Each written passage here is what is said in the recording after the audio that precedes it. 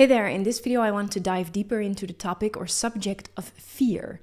I want to explain to you what fear truly is, or what it often is, and what it is not. And I also want to help you understand what is happening when you experience fear, how you can work with it, and how you can overcome the fears that you experience in your daily life. So, of course, we all experience some kind of fear during the day or during the week because it is embedded in our evolutionary survival system that we have to experience fear sometimes in order to help us stay safe, to survive, to fight or flight when it is necessary. For example, when you are walking in a forest and you see in front of you a hungry tiger that is ready to attack you and eat you, you need your fear to activate your fight or flight response to help you get into safety or to fight for your life. And that is a very healthy, necessary fear or emotion that you experience in the present moment as a reaction to an actual threat. This fear is healthy, necessary, and I will never tell you to get rid of that fear. It's your intuition, your gut feeling.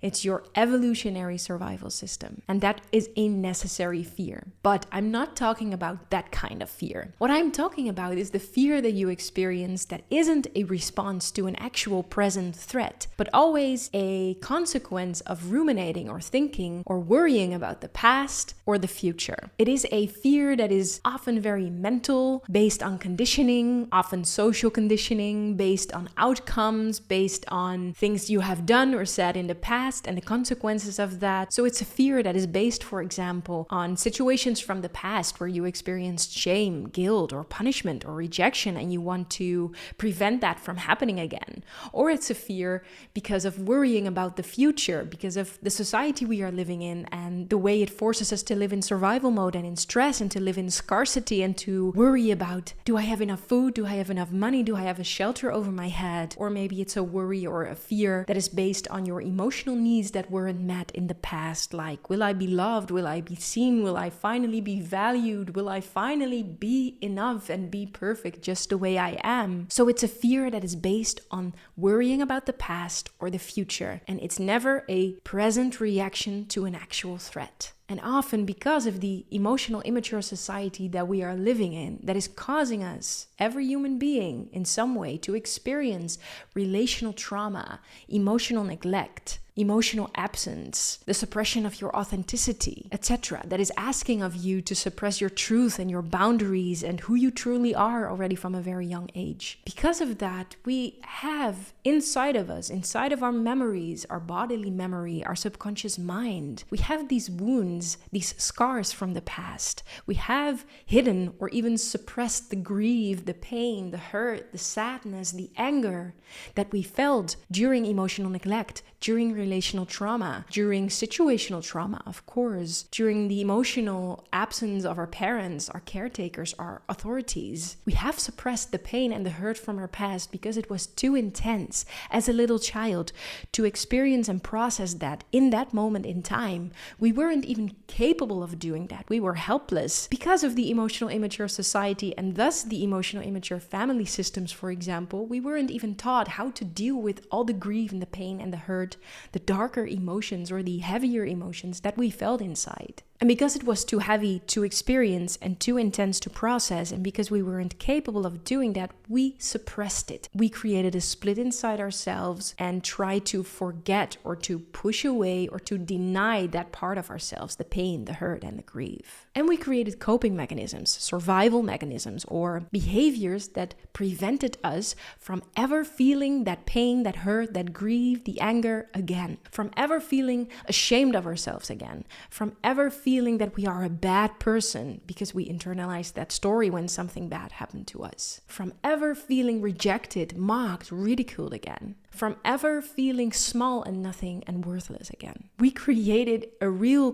coping mechanism, a real coping system around that pain and that hurt, that grief, so that we will not feel that again anymore. But despite the hope that because of that coping mechanism or system, we would never feel that pain, our hurt, our grief again, it's still there. It's still stored in our body and in our subconscious mind. It's still there, and it is triggerable every day, every moment in time, everywhere we are. And this is why it's subconsciously influences our days, our behaviors, our choices, the way we look at the world, the way we look at ourselves. And these emotions, they are running the show. And because we are so busy with suppressing these emotions, suppressing the grief and the hurt and the pain from our past, the world becomes a scary place. Because the world is unpredictable. Because what we experience during our life and growing up into an adult, we will experience that the pain and the hurt and the grief from the past most definitely is still there and can, in all kinds of ways and moments, and all of a sudden be triggered and be present again. And when you in your daily life experience a fear that is not a reaction to an actual threat in the present moment, then what is actually happening is that these suppressed emotions, the grief, the pain, the hurt from the past, are triggered and they want to be felt, acknowledged, seen, heard, soothed, released, and integrated into your being and into your conscious reality. So you could see it as if they are knocking on your door, trying to get your attention, and when you're not listening, especially when they are triggered, when you are not listening, they will get worse. And what they do in some ways, they dysregulate your nervous system. They give your system the idea that you're not safe. So your survival mode or your fight, flight, or freeze responses are activated. And all the things you experience, like a rapid heartbeat, sweating, trembling, tightened muscles, whatever you experience, you interpret that as fear. You think, I am afraid now. So your body gives you all the signals of experiencing fear while there isn't an actual threat. So fear often is the reaction of your body to your suppressed emotions that are being triggered. So to work with your fear when you experience fear and to overcome your fear, you have to start with working with the suppressed emotions, the pain, the hurt, and the grief from your past that are stored in your body and in your subconscious mind. You have to start with feeling those suppressed emotions, feeling the pain or the hurt or the grief, or maybe the anger. You have to start with acknowledging them. And that's not thinking about them and talking to them or talking about your feelings or your emotions. It's about feeling your emotions. You have to feel them in order to heal them. I can go to therapy for 1 year and talk every week for 1 hour about how my past has wronged me, how my past has hurt me, how hurt I am, etc., etc., etc. But if I do not take 1 hour per week, for example, the time to cry the tears or to grieve my past and what has happened to me, my wounds cannot heal. And it is my wounds that need to heal on a bodily level, on an emotional level. And that will help me to release the suppressed emotions and to feel freer, lighter, and even safer in the present moment. Because the emotions of my past were so heavy and intense, and as a little child, they were overwhelming for me. I'm afraid of those heavy and intense emotions and feelings because I'm afraid that they will overwhelm me and that they will kill me in some way, or that I will never be able to get out of it, right? Which isn't true, because when you take a good cry, even when it takes you 1 day or 1 year, you will be able to breathe afterwards again. You will be more free and more light, I promise you. But we believe that we aren't capable of processing these emotions, so we do not want to feel them. So when our suppressed emotions are being triggered in the present moment, we are doing everything we can to not feel those emotions, so we are suppressing them even further. We do this consciously or subconsciously, and often for a lot of human beings this happens subconsciously because we aren't even emotionally immature and aware enough to know that suppressed emotions are running the show. This is why I'm trying to raise this emotional awareness now, right? And this is also what is giving you anxiety or stress or fear when your suppressed emotions are being triggered and you want to do everything to keep those emotions away, stuffed away in the shadow. This is stressful for your body. This is stressful for your entire being. You give your body the signal that it isn't safe to process what it is experiencing. And this is confirming the belief that the world is a scary place, the world is unsafe, and that you should be fearful and anxious when walking around in this world. So it's a vicious cycle, right? When you first experienced a heavy emotion that you couldn't handle and process, it made you feel very small, hopeless, helpless, and alone. That was so intense and traumatizing to experience that you suppressed it. That gave you the feeling it isn't safe in this world. And now when these emotions, this pain and hurt from the past, which are ready to be processed, are triggered and give you this sign like, hey, I'm here, I need to be felt. You suppress them again. So you tell yourself, nope, it isn't safe. It still isn't safe. And this is also very stressful and gives you an anxious feeling or makes you afraid, right? So this is also the fear that you experience. And often you see this dynamic in the world. There are two types of emotions that are being suppressed the most. That is our big emotions, anger, resentment, your power, your boundaries, your no, your defense. Often you suppress these when you felt as a little child that it wasn't safe to show your anger. So you started to suppress your anger, but with it, you started to suppress your power, your boundaries, your no, everything that is connected to a healthy anger, right? Your truth, your speaking up, your authenticity, your authentic expression, taking space, manifesting yourself. And on the other hand, the other type of emotion that often is suppressed are the small emotions, the vulnerable emotions, the grief, the tears, your softness, your openness, your vulnerability, your shame, your empathy, your needs, your very soft side. And when you suppress that side, you are very strong in this world. You know how to manifest, you're easily angry, you set boundaries, you say no, you are driven, you are ambitious, you are hard, you're cold, you show a lack of empathy in some way. You suppress your vulnerability, but with it you suppress parts of who you truly are, your tears, your grief. And these two dynamics often exist in this world as a dynamic that are opposite of each other, right? They are named the codependent versus the narcissist. They are named the leftist versus rightist even. They are named all kinds of black and white opposites from each other, and they are often triggered by each other because the one that is suppressing the small emotions, the soft emotions, the vulnerable emotions is triggered by the one that is suppressing all the big emotions and only shows the small emotions, big and small as in objective words for the concept. They are triggered by each other because they do not want to be reminded of their own suppression. They do not want to be reminded that deep down inside there is anger and resentment and pain and hurt and grief. Or they do not want to be reminded that deep down inside they feel so much shame for who they truly are. And already from a very young age, you choose to suppress one of these two. You are an anger suppressor or more a vulnerability suppressor. If it's not safe to show your anger and you are being really punished for that, and maybe you even see your parents suppressing their anger and their power and their boundaries and their no, you will most definitely or almost or often copy that, and the other way around, right? And it's also cultural conditioning, right? Often you see women more suppressing their anger, their big emotions, their anger side, their strong and powerful side, and often, generally spoken, you see men suppressing more of their soft and vulnerable side. So you can ask yourself, am I more of an anger suppressor? Do I suppress my powerful side, my boundaries, my no? Do I suppress the manifestation of who I am, of taking up space and valuing myself? Or am I more of a vulnerability suppressor? Do I suppress my grief, my tears, my softness, my gentleness, my creative side, my shame? And do I get triggered, for example, a lot by people who show vulnerability? And often the triggers in the outside world, they point to something inside of us that is suppressed and that we are denying, but that desperately wants to be seen and heard and valued, and that wants to be part of our reality. But we often are not aware of that or are consciously suppressing that even further because we do not allow ourselves to experience that, or we do not feel safe to experience all of who we are in this world, in our family systems, in our friendship groups, in our communities. And to heal that, as I said, we have to go to what we suppress the most, the emotions that we suppress the most, so that we can free those suppressed emotions and integrate them and experience wholeness inside of ourselves again. And then it becomes safe to be who I truly am inside of me. And when I feel safe inside of me,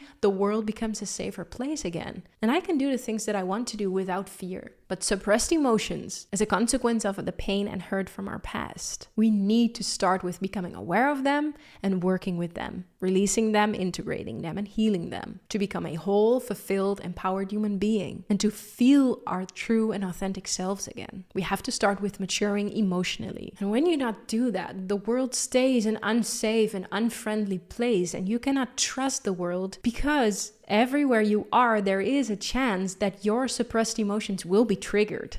So you have to be hyper vigilant all the time that your pain from the past and the hurt will not be triggered and that the wound will not be reopened. When you work with your suppressed emotions and are not afraid of them anymore, then slowly over time you create and build safety inside yourself, and you know that when you are being triggered, you know how to deal with it, and it's not that overwhelming or it's not that bad. It's even the most freeing experience there is, I promise you. And then you do not really have to worry anymore where you are, with who you are, what you are doing, how you are feeling, because you just can be yourself, because you do not have to suppress anything anymore. Then the unpredictableness of the world isn't scary to you anymore, because you know you can handle yourself, you can carry yourself, you can protect yourself wherever you are. Especially when you are an anger suppressor, the world is a fearful place, because with suppressing your anger, you also suppress your boundaries, your protection mechanism, right? Your shield. And when you suppress those parts of yourself, you deny the protector inside of you. Then you feel very alone and helpless because you do not trust that you can save yourself. So you need something outside of you to protect you or to save you. This really makes you like still a little child in an adult body in some way, right? But when you finally allow and acknowledge your anger, express it in a healthy way. Unhealthy expression of anger constantly, rageful, resentful all the time, every minute of the day is unhealthy, not good. Work with that. But when you allow your anger in a healthy way, there comes your power, there comes your resilience, there comes your boundaries, there comes your there comes your confidence. The other way around for the vulnerability suppressors, the grief suppressors, the shame suppressors. They are very easily angry, say no all the time, keep everything out all the time, but never are able to really connect and relate to others and attach to others, because attachment requires vulnerability. Attachment requires that you open your heart and that you soften. And when you constantly suppress that side, you will feel very lonely. You are a powerful human being, I believe that. But in your closest relationships, you will have the most struggles.